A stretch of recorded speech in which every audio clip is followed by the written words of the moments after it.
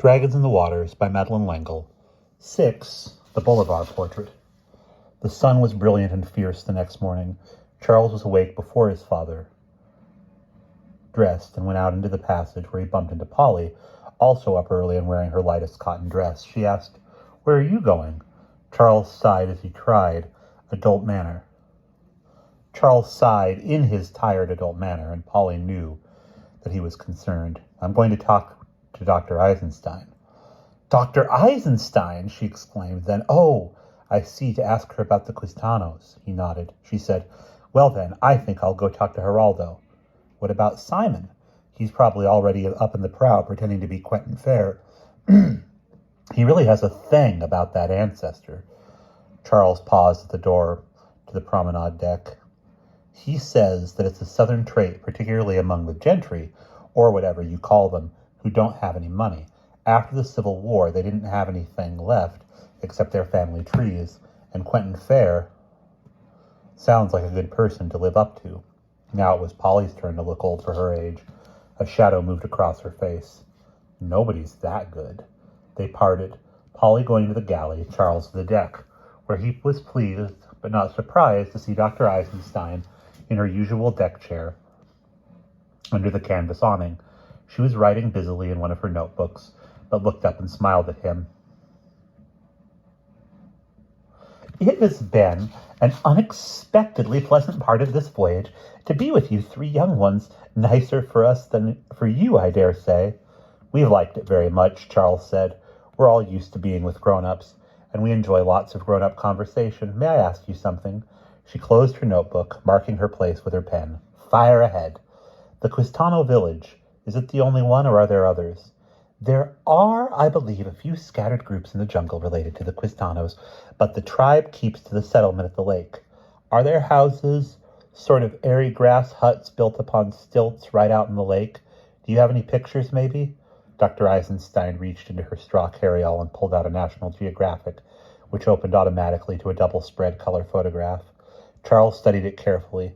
It showed a sizable green sward, on which were two long screened houses raised slightly from the ground, and a few small round huts on higher stilts. Behind these, the darker green of jungle and the shadow of mountain pressed closely. The greater part of the village stretched out into the lake, and consisted of round, airy straw houses with peaked roofs and movable straw screens, like those in the longhouses. The huts stood stork-like on long, thin legs. Under most of them, small dugout canoes were tethered. Charles studied it and nodded. "Yes, that's it." Dr. Eisenstein looked at him questioningly, but Charles gave no explanation. "There's the breakfast bell. I'm hungry. Aren't you?" Everybody came to the dining room in summer cottons. The heat seemed to put a damper on conversation. Simon helped himself to cheese and herring and decided that right after breakfast he'd go out to the dragon's lair and snooze. If it hadn't been for Cousin Forsyth, he'd have slept through breakfast. But Cousin Forsyth was a regular riser and made it clear that he expected Simon to be too. But his feeling of heaviness was not only because he was sleepy. After the O'Keefes debarked, would Geraldo talk with him as he did with Polly, or would Simon feel lost and isolated? He felt lonely and unsure. Mr. Theo pulled him from his thoughts, speaking softly only to the boy. "Tell me, young Simon, would you like to go to a concert with me in Caracas?" "Oh, sir, that would be marvelous." At the other table, Polly yawned and turned away from one of Dr. Wordsworth's dissertations, this time on the virtues of the Spanish language, and turned her ear to the officers' table, trying to see how much Dutch she could understand. The men spoke rapidly, so that sometimes she could barely get the gist of the conversation. Occasionally she was able to understand entire phrases, and this always pleased her. Geraldo brought in a platter of ham and eggs. "Port of Dragons tomorrow," Dr. Eisenstein said. "Hard to believe the days have gone by so quickly, but I feel rested and ready to work. You too debark tomorrow, don't you, Dr. O'Keefe?" "Yes, we do." Mr. Fair turned in his chair so that he could speak to the other table. "Simon will miss Polly and Charles, will you not, Simon?" Simon speared a piece of herring. "Yes." Polly tried to catch Simon's eye, but he continued to look at his plate. She said, "We'll see each other when we get back. That's a promise." Mr. Fair said, "That is a pleasant thought, Miss Polly, although shipboard romances seldom continue once the voyage is over." Simon raised his left eyebrow, but continued to concentrate on his breakfast. Charles was firm. "Our friendship will. Simon is our friend forever." Mr. Fair looked at the Smiths, sitting side by side eating toast and cheese. "When Simon and I, and Mr. Theotokopoulos too, debark at LaGuardia, Mr. and Mrs. Smith will be the only passengers." He never deigned to call anybody by a nickname, Polly thought. "I'm sure he doesn't know my name is Polyhymnia." Then a phrase from the officers' table caught her attention. Lyolf Booth was speaking. "A strange tale brought to me by Jan, who had it from Geraldo." She missed the next words, then was sure she understood. "Tried to push Simon overboard. Jan said that Geraldo swears he was not mistaken. He grabbed the man." Dr. Eisenstein's voice covered the next words. "And thanks to Inez's perfect Spanish, I expect to have fewer problems than if I were traveling alone." Polly scowled at her effort to hear Boone. "A man in winter uniform, but he slipped out of Geraldo's grasp and disappeared into the ship before the lad could see who it was." "The Quistano language is extremely difficult, so—" Polly leaned toward the captain's table. "My winter uniform is missing. That would seem to support Geraldo's tale." Polly felt a cold chill run up and down her spine. She began to spread jam on a roll in order to conceal her shudder. She had not heard enough. She had heard enough. Captain Pieter von Leyden said, "But this is incredible." Boone said, "That girl is listening." The captain looked over at the next table, but Polly was talking with Dr. Eisenstein about the Quistano vowels. Nevertheless, he spoke in a low voice. "If Jan gives it credence, I cannot dismiss it offhand. And if your winter uniform has disappeared, when did you notice this?" "Not until after Jan had come to me. I had no reason to think about it before. Then, since Geraldo said the man who attempted to push the boy overboard was wearing a winter uniform, I automatically checked my own, partly to prove that the whole thing was a wild tale. If you will remember, it is the second time in a few hours that Jan has come to me with great worry." Baron Rumage, the second officer, was thoughtful. "Jan may look more Dutch than we, but he is part Quistano. All Quistanos are superstitious."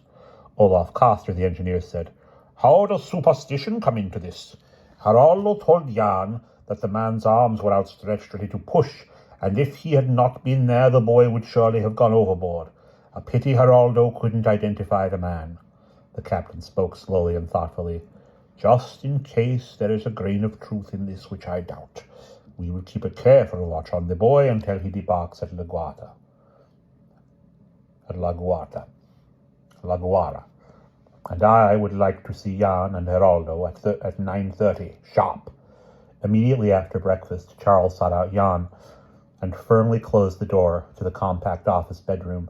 The steward was at his desk, typing out the next day's menus. He had a worried look, and the furrows between his eyes were deep. Charles began without preamble. "One time, when I was talking to Dr. Eisenstein, she said something about the Quistanos expecting a young white man to come to them from over the sea. I didn't think much about it then, but now—" Jan looked at his watch. It was barely 9. It is a folk story." "Why does such ancient folklore interest you?" "I'm interested in old stories and in different kinds of people. Polly and I told you about our friends, the Gaians. Lots of people thought they were primitive too, but—" He paused, appeared to move into a brown study. Jan looked at him expectantly. Finally, Charles continued, "I dreamed about it. It? The Quistano village at Dragon Lake. I dreamed I was there. I saw a picture of Dr. Eisenstein's this morning, and it's exactly the way it was in my dream. I've been dreaming about Quentin Fair." "Do you know about him? He's Simon's ancestor." who was given the Bolivar portrait. I'm sure it's Quentin because he looks like Simon, only older, with dark brown hair. Maybe it's just because Simon talks so much about his ancestor and because Polly and I were reading about the Aztecs last year, Jan asked. But you think it's more than that? Charles looked questioningly at Jan. These dreams, they aren't regular dreams. They seem to break through barriers of... Jan was listening intently. Charles sighed. Barriers of time and space. It's as though a window opened and I could see things people don't ordinarily see. I am a Quartaquistano, Jan said. Dreams are to be taken seriously. What have you dreamed about Simon's ancestor? I thought I saw him in the Quistano village. He was dressed the way people used to dress in olden days, velvet and silk and lots more color than nowadays. He was saying goodbye, and all the village had turned out to wish him Godspeed. He was going across the ocean to England, and he stood next to the young Quistano woman I saw him with in another dream. He promised in front of everybody that he would return. Then the dream faded. Charles stopped. Jan picked up a paper knife and looked at it intently. He said, "We are speaking in private." Charles indicated the closed door. "What we say will not leave this cabin. I promise. You are still only a child, but it did happen as in your dream. The Quistanos are still waiting. When I first came to Venezuela from Holland, I made my first pilgrimage to the Quistano village at Dragon Lake to see my grandfather and to try to understand that part of me which is not Dutch. Umar Zanai, my grandfather, came to meet me, and so did the old one." The old one? The Umara. Umara? With much questioning, Charles learned that the Umara presides over the religious rituals of the Quistanos. She is trained from birth to hold the memory of the tribe, and this memory, Jan emphasized, is the chief treasure of the tribe, the memory and the gift. Greater than the jewels and things Dr. Wordsworth and told Dr. Eisenstein about. Without a memory, a race has no future. This is what my grandfather told me. On the day when Jan went first to the Quistano village, the Umara had come with Umar Zanai to greet him. She was older than anyone Jan had ever seen before. She was so old that it was said that she had spoken to Bolivar himself, although Umar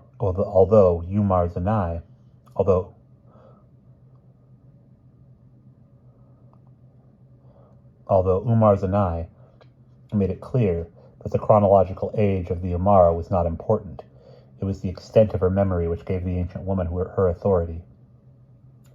She had walked slowly to Jan, helped and supported on either side by two young women, one of whom was being trained by her in the memory to be the future Umara.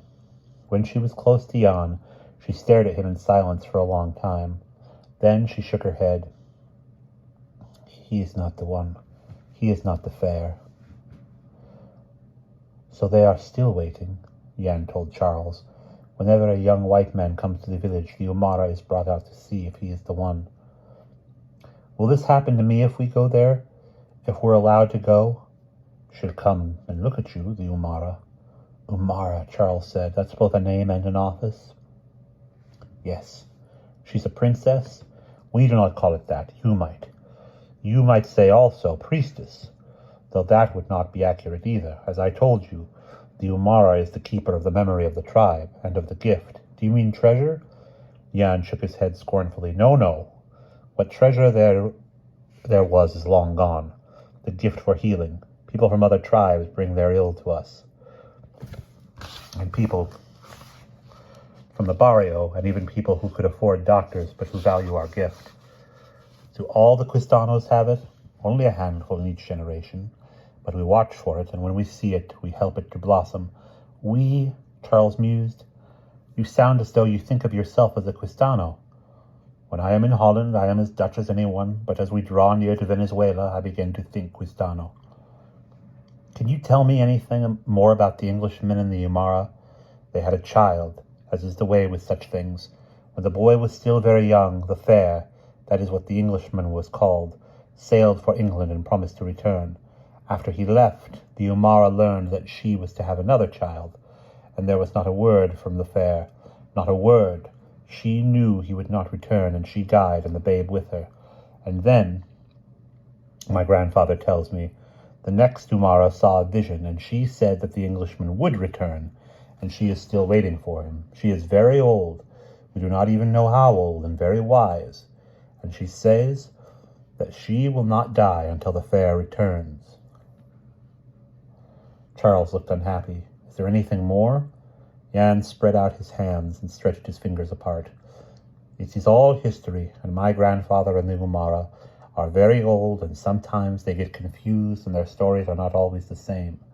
After the fair did not return, and the Umara died, young for the Umaras usually live to be very old. There was talk of revenge, undying revenge, unless the fair should return. From his son, the one who was a little boy when he left. Remember, there have been many descendants. Some have had the gift, and some have not, and some have left the tribe, strong with their blood. The Umara, she has dreams too, Charles, dreams like yours, and she says that there is still anger and hate and lust for revenge, and it will not stop until the return of the fair. There was a long silence. Jan looked at his watch. 10 more minutes before it was time to go to the captain. Then Charles asked, Jan, my dreams and Umara's, do you think Simon could be the one? And we will pause there.